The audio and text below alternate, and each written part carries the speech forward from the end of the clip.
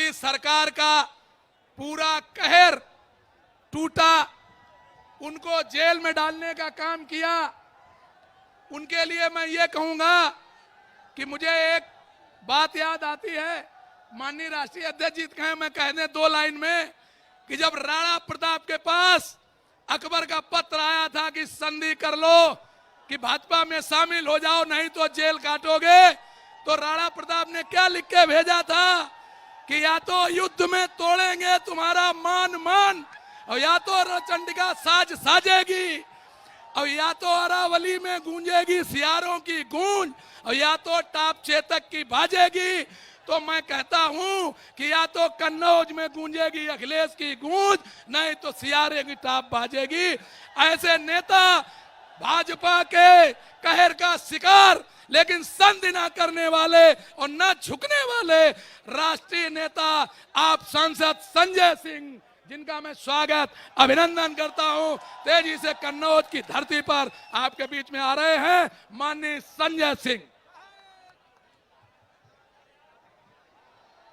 मंच पर आसीन समाजवादी पार्टी के राष्ट्रीय अध्यक्ष, उत्तर प्रदेश के पूर्व मुख्यमंत्री और जिनके समर्थन में इतनी बड़ी तादाद में आप लोग इकट्ठा हुए हैं, माननीय अखिलेश यादव जी।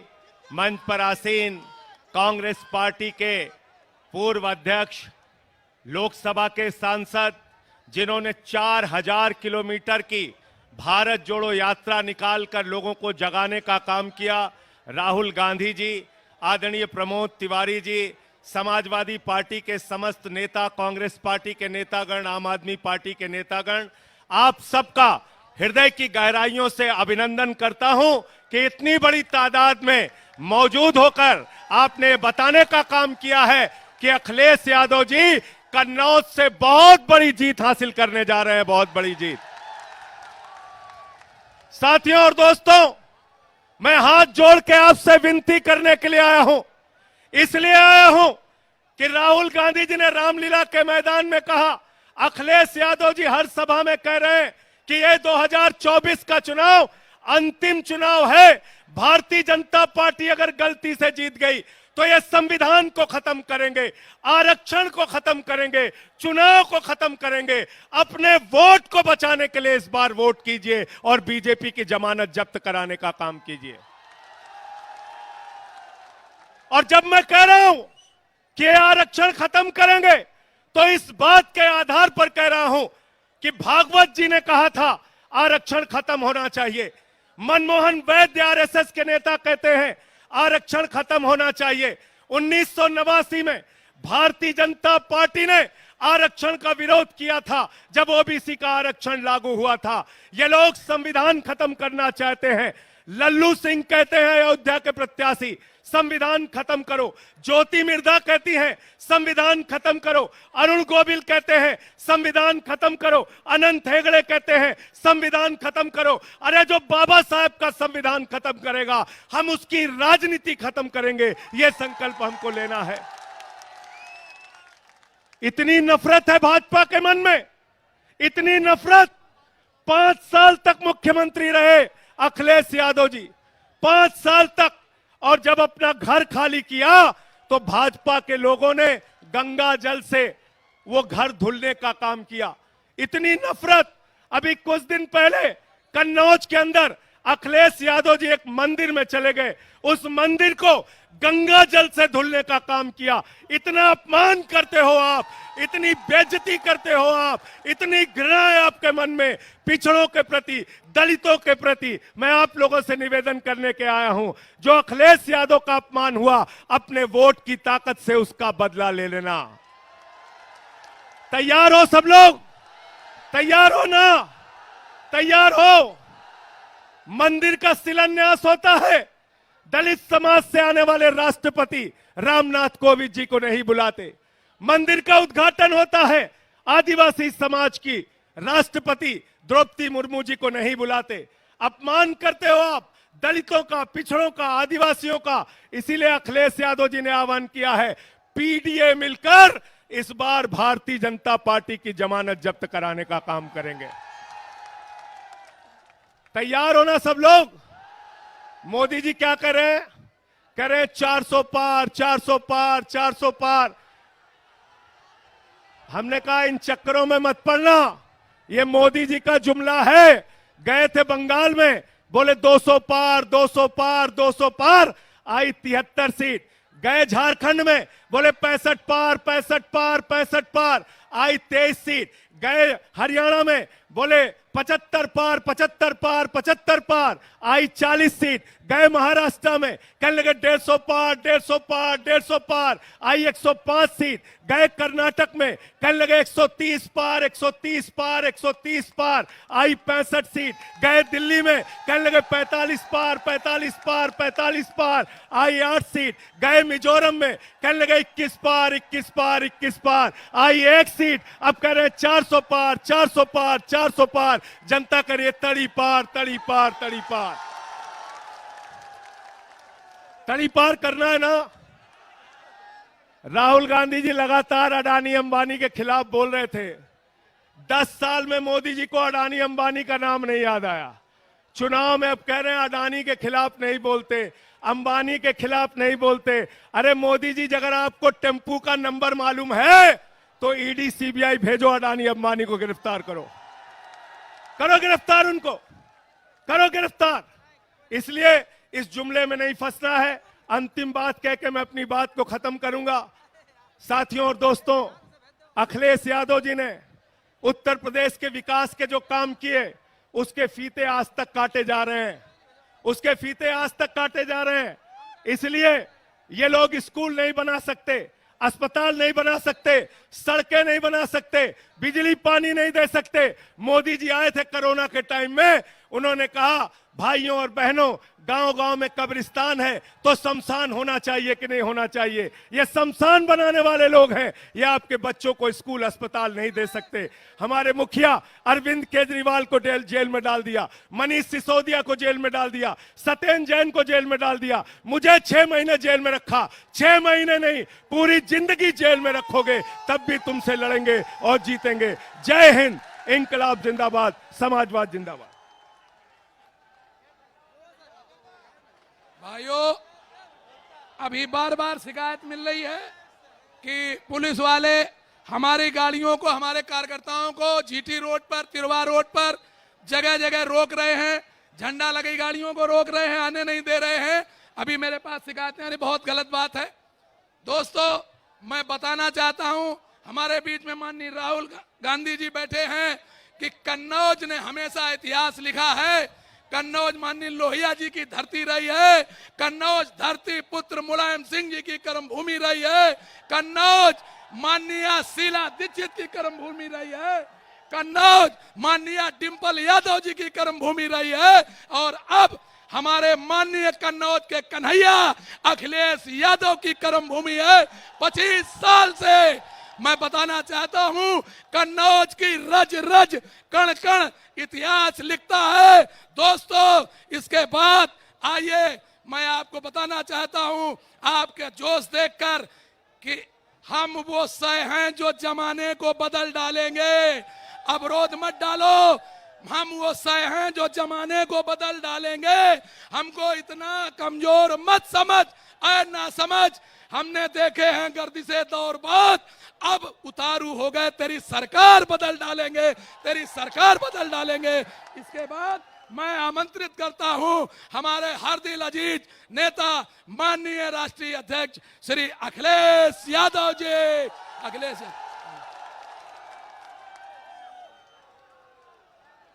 आप लोग भारी करताल ध्वनि से अखिलेश जी का स्वागत करें।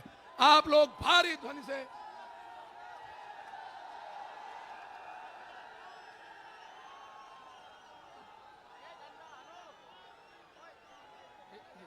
मंच पर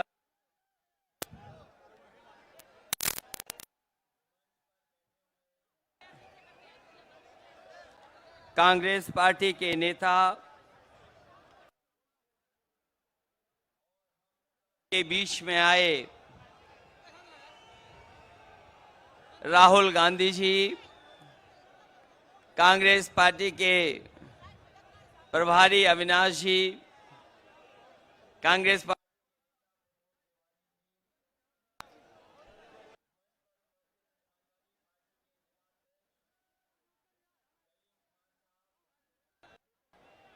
मंच पर उपस्थित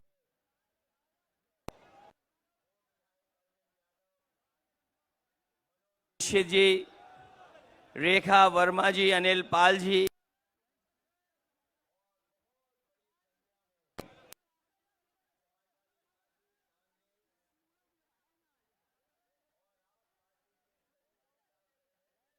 अधिकारी, हम सबको आह्वान करने के लिए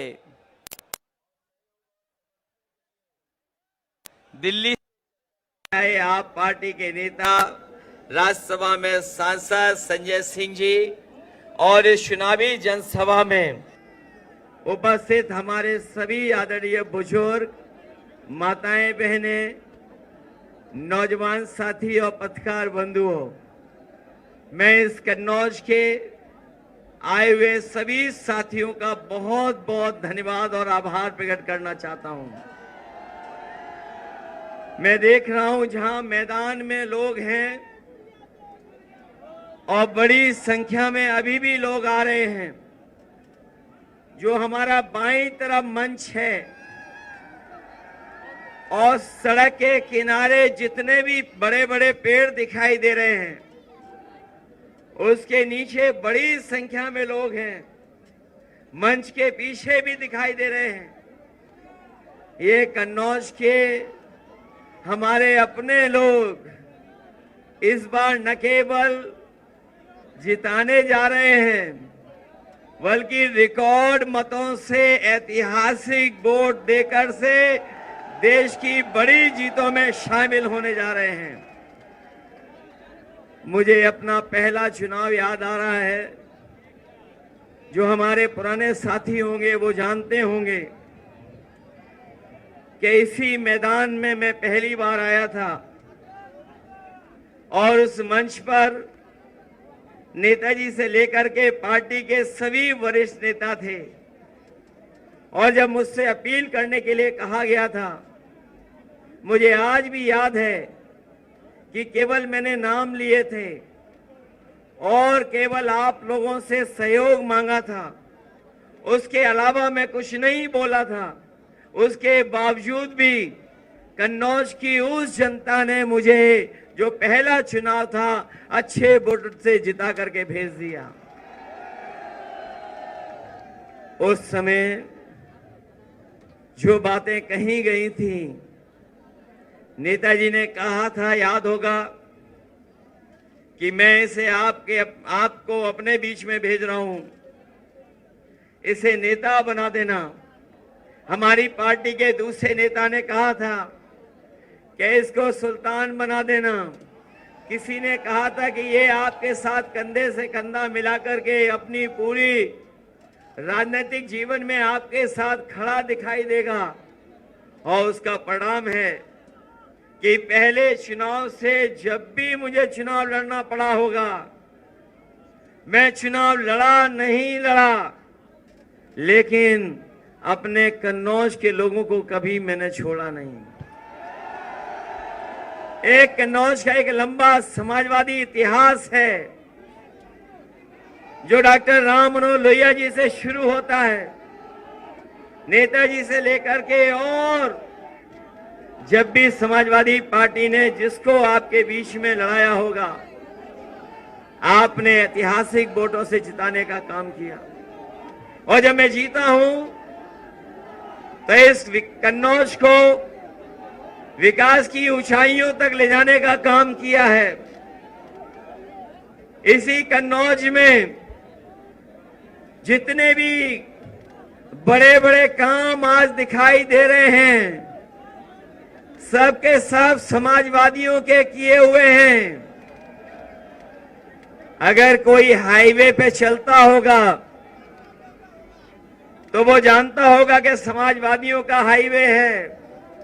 कोई चला होगा, लेकिन हाईवे को हम लोगों ने कभी धुलवाया नहीं होगा। जो लोग आज के दिन जब हम याद कर रहे हैं और अपने परशुराम जयंती के दिन अक्षय तृतीया के दिन जब ये कार्यक्रम होने जा रहा है, मुझे पूरा भरोसा है कि कन्नौज की जनता ऐसे लोग जो हमारे और आपके बीच में दीवार बन करके खड़े हैं, समय समय पर समाज को तोड़ने का संदेश देते हैं, उन सबको आप धोने का काम करोगे, एक एक वोट डाल करके धोने का काम करोगे।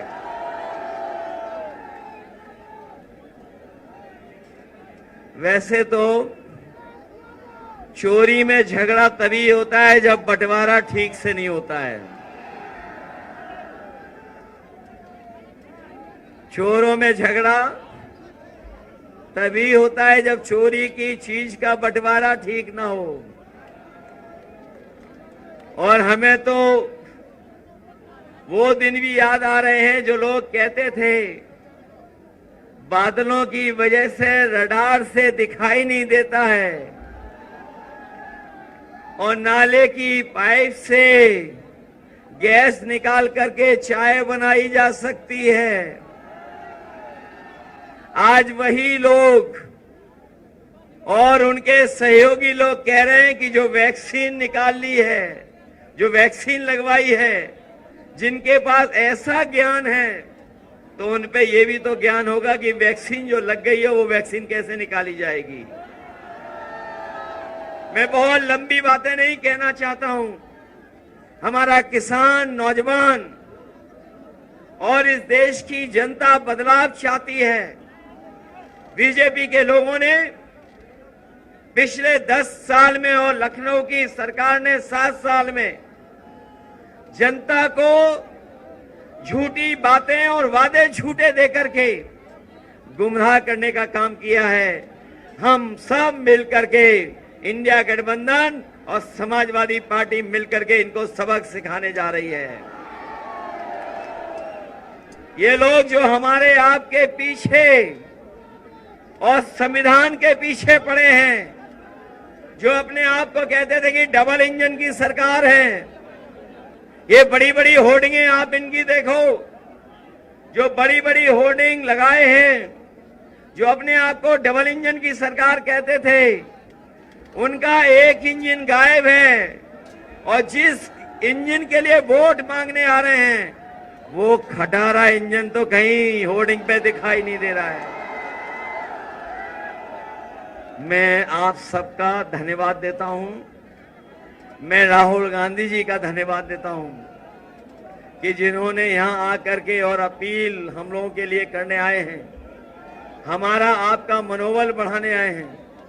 मुझे पूरा भरोसा है कि आप सब लोग उनकी बात भी सुनेंगे और उन्हें बधाई भी देंगे कि जो उन्होंने यात्राएं की हैं, चाहे वो न्याय यात्रा हो या मोहब्बत को लेकर के, उन्होंने जो भाईचारे को लेकर के, मिली जुली संस्कृति को लेकर के यात्राएं की हों, और आज जब वो कन्नौज में आए हैं, अगर मोहब्बत और सुगंध मिल जाए तो सोचो कितना परिवर्तन हो सकता है। और हम अपने कन्नौज के लोगों को भरोसा दिला सकते हैं, जो हमारे विकास की सुगंध रोकी है, उस विकास को आगे बढ़ाने का काम करेंगे। मैं आज के दिन जब आप वोट डालने जा रहे हैं कुछ दिन बाद, मैं एक ही अपील आपसे करना चाहता हूं कि आज जब आप आए हैं, आज के बाद कल आखिरी दिन होगा प्रचार का, उसके बाद प्रचार नहीं हो पाएगा। मैं आप सबसे अपील करता हूं कि अपने गांव, अपने बूथ पर जाकर के समाजवादी पार्टी के पक्ष में माहौल के साथ साथ वोट डलवाने की तैयारी करना। हम लोग आ पाए ना पाए, बताओ आप लोग तैयारी करोगे बूथ पर? और अब तो बीजेपी की हार होने में केवल 4 कदम बाकी हैं, केवल 4 चरण, 4 कदम, 4 चरण बाकी हैं केवल। और ये 4 चौथे चरण का चुनाव बिल्कुल बीच का चुनाव है। अभी तक तो वो नीचे जा चुके हैं बहुत, ये चौथे चरण का चुनाव जो बिल्कुल बीच का चुनाव है, बताओ भारतीय जनता पार्टी का पूरा बैलेंस खराब कर दोगे कि नहीं करोगे? बस इन्हीं बातों के साथ मैं अपने कन्नौज के सभी लोगों का धन्यवाद देता हूं, मंच पर उपस्थित सभी नेताओं का धन्यवाद देता हूं। मैं एक बार फिर राहुल गांधी जी का कन्नौज शहर में, जो ऐतिहासिक शहर है, हमारा न केवल इतिहास पूरे देश और दुनिया में जाना जाता है, बल्कि सुगंध और यहाँ के व्यापार की वजह से कन्नौज की एक अलग पहचान है। मैं अपने कन्नौज के लोगों का भरोसा दिलाता हूं कि कन्नौज की पहचान को और ऊंचाई तक पहुंचाने का काम करेंगे। बहुत बहुत धन्यवाद आपका। बहुत बहुत धन्यवाद हमारे माननीय राष्ट्रीय अध्यक्ष जी के प्रेम का, जो उन्होंने यहाँ के अभी अभी सूचना मिली है कि इंदरगढ़ और तिरवा पुलिस हमारी 100 से 150 गाड़ियों को रोके हुए है। ये बहुत गलत बात है। मैं प्रशासन से, डीएम साहब से, कप्तान साहब से अनुरोध करना चाहता हूं कि इस पर आप तुरंत रोक लगाएं और गाड़ियों को छुड़वाएं। अब इसके बाद मैं हमारे बीच के हमारे भाई पवन तिवारी जी, जिला अध्यक्ष कलीम खां, हसीब हसन, ये हमारे देश के माननीय नेता राहुल गांधी को इत्रदान भेंट करेंगे। भाई कलीम खां साहब,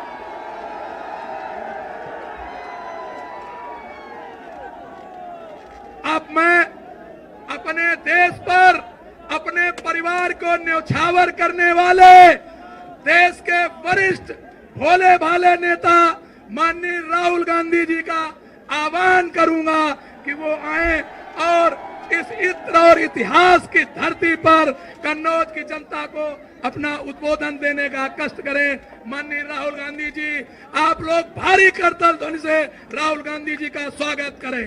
भारी करतल ध्वनि से। अखिलेश यादव जी, अविनाश पांडे जी, प्रमोद तिवारी जी, संजय सिंह जी, कलीम खान जी, दिनेश पालीवाल जी, अंशुल त्रिपाठी जी, कल्याण सिंह जी, रेखा वर्मा जी, अनिल पाल जी, मनोज दीक्षित जी, स्टेज पे इंडिया गठबंधन के वरिष्ठ नेता, इंडिया गठबंधन के प्यारे कार्यकर्ता बब्बर शेर,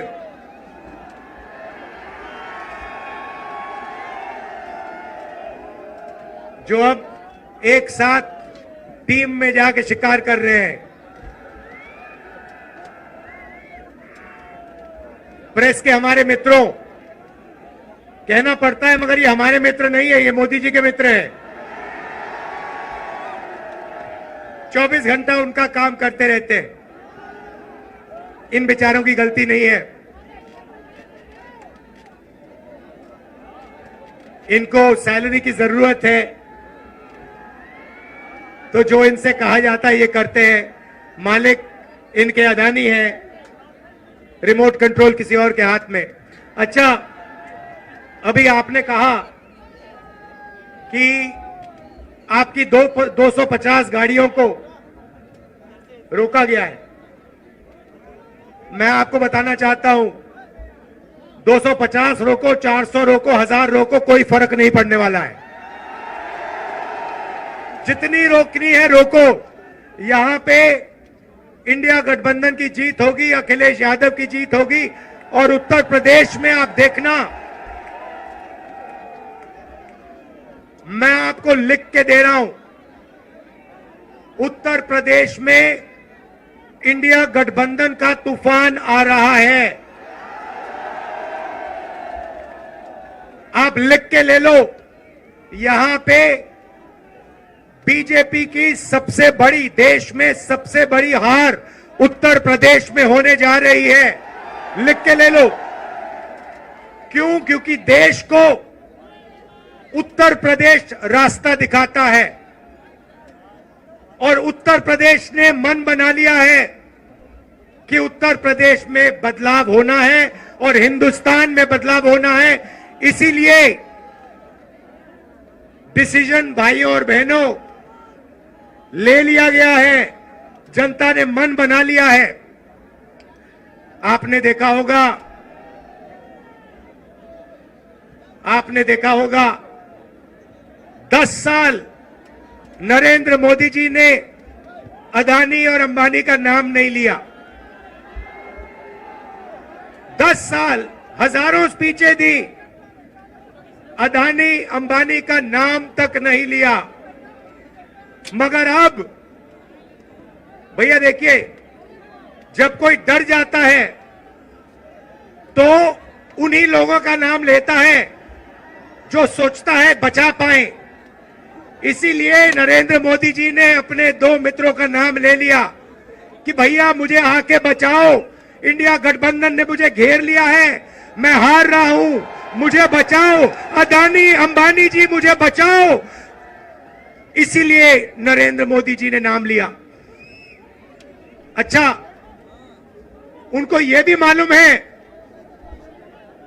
कि अदानी जी कौन से टेम्पो में और कैसे पैसा भेजते हैं। पर्सनल एक्सपीरियंस है प्रधानमंत्री जी का, टेम्पो वाला।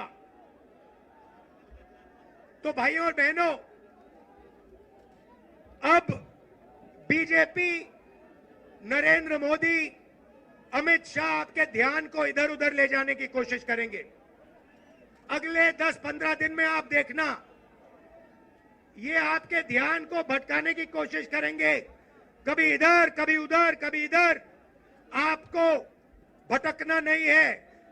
हिंदुस्तान के चुनाव में एक ही मुद्दा है, उस मुद्दे से सारे के सारे मुद्दे निकलते हैं। मुद्दा भाइयों और बहनों ये है हिंदुस्तान का संविधान। ये जो है, इस किताब ने हिंदुस्तान के गरीबों को, पिछड़ों को, दलितों को, आदिवासियों को, किसानों को, मजदूरों को, छोटे व्यापारियों को अधिकार दिया है। जो भी आपको मिला है, चाहे वो वोट हो, चाहे वो रिजर्वेशन हो, चाहे वो पब्लिक सेक्टर हो, नौकरी हो, जमीन हो, जो भी आपको हक मिले हैं, इस किताब ने आपको हक दिए हैं। ये गांधी जी और अंबेडकर जी की देन है। और बीजेपी ने मन बना लिया है कि अगर वो चुनाव जीते तो वो इस कॉन्स्टिट्यूशन को, संविधान को रद्द करने जा रहे हैं। और मैंने और अखिलेश जी ने निर्णय ले लिया है कि इस किताब को बीजेपी छोड़ो, दुनिया की कोई भी शक्ति नहीं छू सकती है। क्योंकि इस किताब में हिंदुस्तान के गरीब लोगों की आत्मा है, भावनाएं हैं, भविष्य है, विकास है। नरेंद्र मोदी जी 22 लोगों के लिए काम करते हैं। भाइयों और बहनों, 22 लोगों का उन्होंने 16 लाख करोड़ रुपया कर्जा माफ किया है। 16 लाख करोड़ रुपया मतलब 24 साल का मनरेगा का पैसा नरेंद्र मोदी जी ने 22 लोगों को दिया है। भाइयों और बहनों, मैं आपसे पूछना चाहता हूं, आपका नरेंद्र मोदी जी ने कितना कर्जा माफ किया है? किसानों का नहीं किया, मजदूरों का नहीं किया, बेरोजगार युवाओं का नहीं किया, 22 लोगों का किया। हालत यह है कि 22 लोगों के पास उतना धन है जितना 70 करोड़ लोगों के पास है। आप सोचिए, स्टेज में पहली लाइन में तकरीबन 22 लोग बैठे हैं। हिंदुस्तान में ऐसे 22 लोग हैं जिनके पास उतना ही धन है जितना 70 करोड़ हिंदुस्तानियों के पास है। यह है नरेंद्र मोदी जी का काम। तो हमने निर्णय ले लिया है, कांग्रेस पार्टी ने, इंडिया गठबंधन ने, कि अगर वो 22 अरबपति बना सकते हैं तो हम करोड़ों लाखपति भी बना सकते हैं। भाई और बहनों, गरीब परिवारों की लिस्ट बनेगी। उसमें दलित, आदिवासी, पिछड़े, गरीब, जनरल कास्ट, माइनॉरिटी, सारे के सारे गरीब परिवारों की लिस्ट बनेगी। पूरे हिंदुस्तान की लिस्ट बनेगी। जो मैं आपसे कहने जा रहा हूं, यह काम किसी भी सरकार ने, दुनिया की किसी भी सरकार ने नहीं किया है। सारे गरीबों की लिस्ट बनेगी। हर परिवार में से एक महिला का नाम चुना जाएगा और उस महिला के बैंक अकाउंट में साल के 1 लाख रुपए डाल दिए जाएंगे।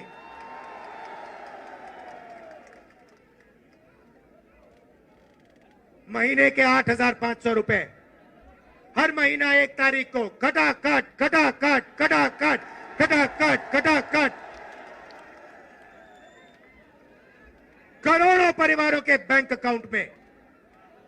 जिंदगी बदल जाएगी।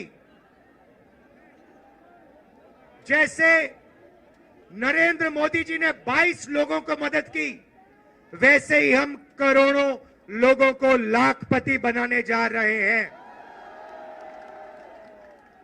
भाइयों और बहनों, ये पैसा हर महीने मिलेगा और उस दिन तक मिलेगा जिस दिन तक ये परिवार गरीबी रेखा से नीचे होंगे। जब तक ये गरीबी रेखा के ऊपर नहीं जाएंगे, उस दिन तक हर महीने इनको पैसा मिलता जाएगा, मिलता जाएगा, मिलता जाएगा, मिलता जाएगा। ये मीडिया वाले कहेंगे कि देखो, इंडिया गठबंधन गरीबों की आदत बिगाड़ रहा है। मैं इनसे कहना चाहता हूं, जब नरेंद्र मोदी जी ने अदानी जी का लाखों करोड़ रुपए कर्जा माफ किया, तो उनकी आदत नहीं बिगड़ी क्या? अरबपतियों की आदत नहीं बिगड़ी क्या? और आपको जो कहना है कहो, जो मीडिया वालों को कहना है कहो। आप कहते हो मोदी जी का जितना फोटो लगाना है लगाओ, हम करोड़ों लाखपति बनाने जा रहे हैं, हमें कोई फर्क नहीं पड़ता आप क्या कहते हो। आप हो ही मोदी के, आप अदानी के हो, आप मोदी के हो। आप किसानों के नहीं हो, मजदूरों के नहीं हो, गरीबों के नहीं हो, पिछड़ों के नहीं हो, दलितों, आदिवासियों के नहीं हो। भाइयों और बहनों, नरेंद्र मोदी जी ने करोड़ों युवाओं को बेरोजगार बनाया। कोविड आया, हिंदुस्तान के बेरोजगार युवाओं से कहा, भाइयों और बहनों, थाली बजाओ, थाली बजाओ, थाली बजाओ। और जो मजे की बात आप सुनिए, आपसे उन्होंने कहा थाली बजाओ, और फिर इलेक्टोरल बॉन्ड स्कीम में जो लोग, जिस कंपनी ने वैक्सीन बनाई, उस कंपनी से बीजेपी ने करोड़ों रुपया लिया। करोड़ों आपका रुपया नरेंद्र मोदी जी ने, बीजेपी ने वैक्सीन बनाने वाली कंपनी से लिया।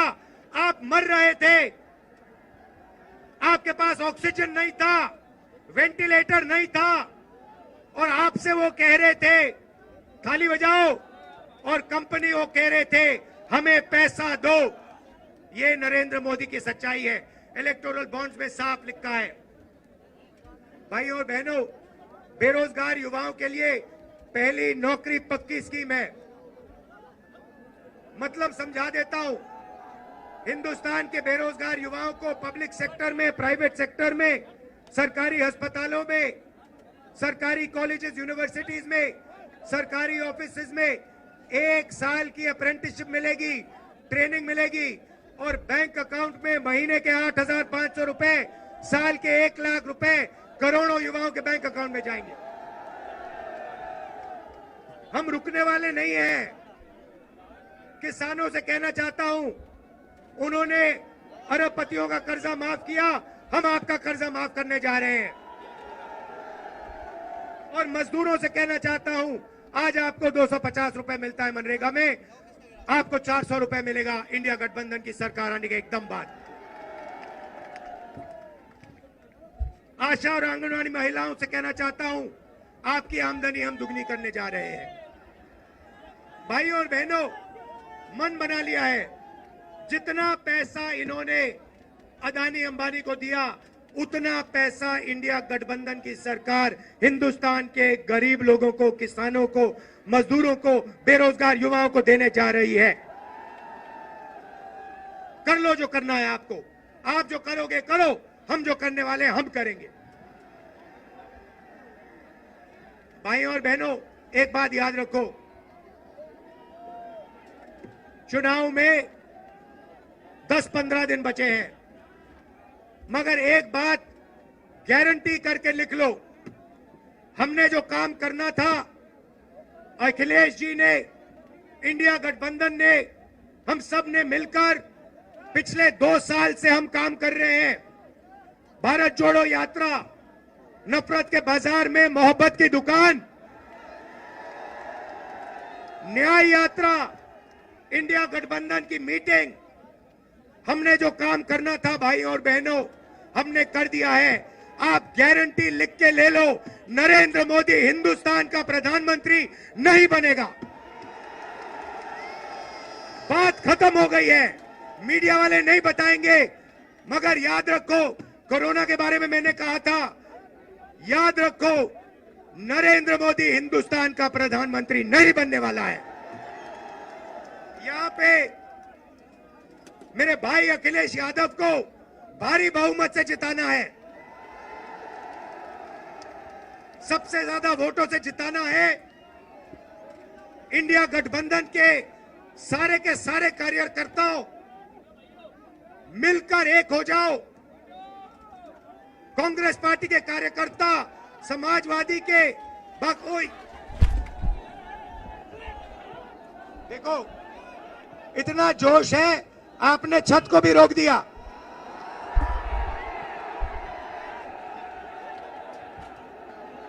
शाबाश। तो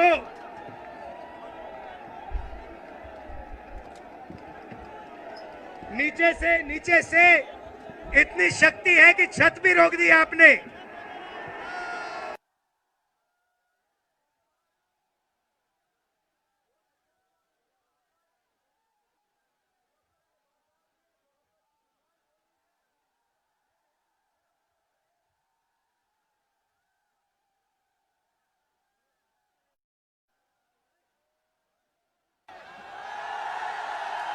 का गीत आपके सामने माननीय जी प्रस्तुत करेंगे।